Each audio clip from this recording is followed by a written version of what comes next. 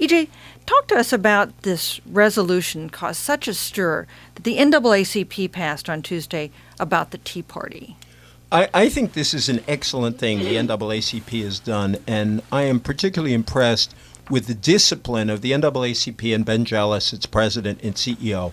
What they did not say is that the entire Tea Party is racist. They explicitly didn't say that, and I interviewed Mr. Jealous, who said, look, there are black members of the Tea Party, and I want black people to feel comfortable in every political movement. What they did say, and we've seen it in the signs at rallies, we've heard it in speeches by people like Congressman Tancredo, is that there is a racist element in the Tea Party, and that those expressions of racism ought to be condemned by leaders of that movement. The left was always asked to condemn undemocratic elements in the left, the flag burners. What the NAACP is saying is that those who are racist in the Tea Party are that movement's flag burners, and it's fair to ask the small d Democratic right to condemn them, just as it was fair to ask the small d Democratic left to condemn extremists in their ranks. Matthew, what did Sarah Palin have to say in response? Well, she said that this was an unfair assertion by the NAACP that the Tea Party is racist. Now, EJ, I was just going to credit you, EJ. Calm down. Thank you. I was just going to credit you that they did not end up saying that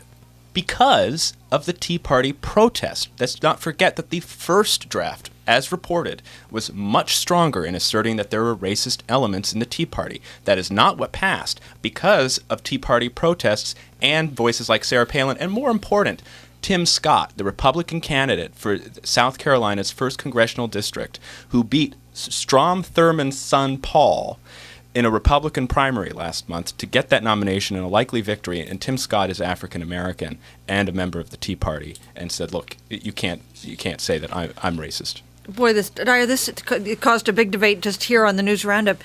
Huge debate nationwide. Why does it cause such controversy? Well, I think it's very difficult to extrapolate motives and practices from the actions of a few. And yet, in this media climate, in this political climate, it's very simple to, stick a camera in the face of a puma, who remembers them from the Hillary Clinton campaign, and then say that all women are against Barack Obama. And so when you have an individual who is spitting on a congressperson of color, or someone who was a former elected official like Tom Tancredo making what I think were discriminatory and inflammatory remarks about people of color in the United States, it's natural to want to have a national debate about that.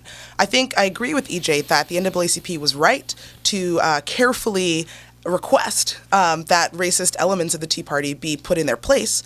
However, I do think that you really do need to come armed with facts.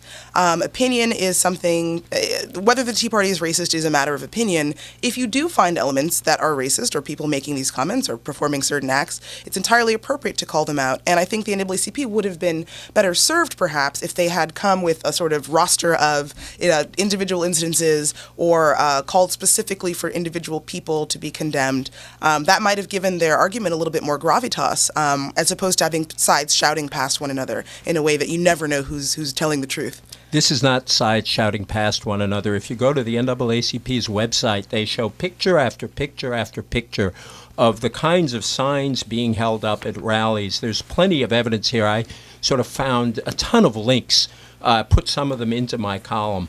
And I think it's important to remember racism isn't a position on an issue. We can disagree on financial reform or what the tax rate should be. Racism is an attack on actual human beings who are fellow Americans. And if the NAACP can't stand up against racism, what are they there for? And I think they took responsibility, and they did it in a very good way.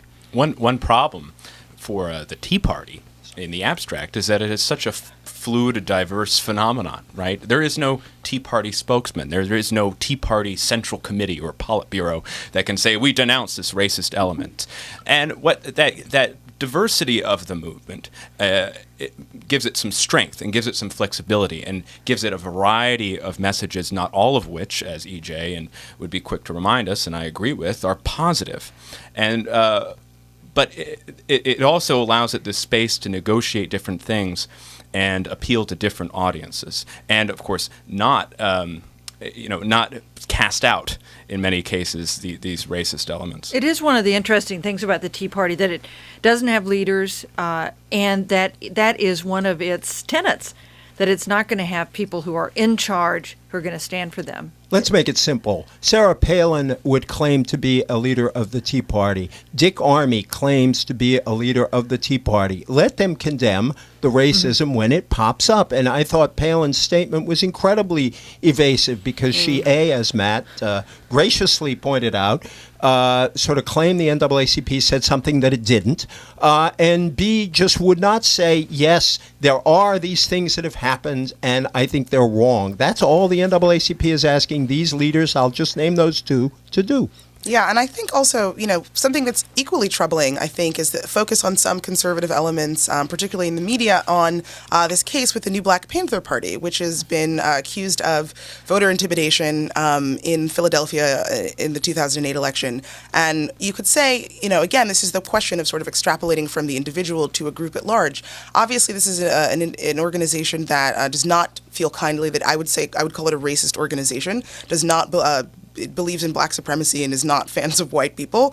But again, it was one person and two others with him who have been condemned and found to be in the wrong by the Justice Department. And yet you're having this whole conversation where the new Black Panther Party is out to get America, when really it's just a couple of disorganized people who have been very clearly judged to be in the wrong by the U.S. government and I would say by the general population.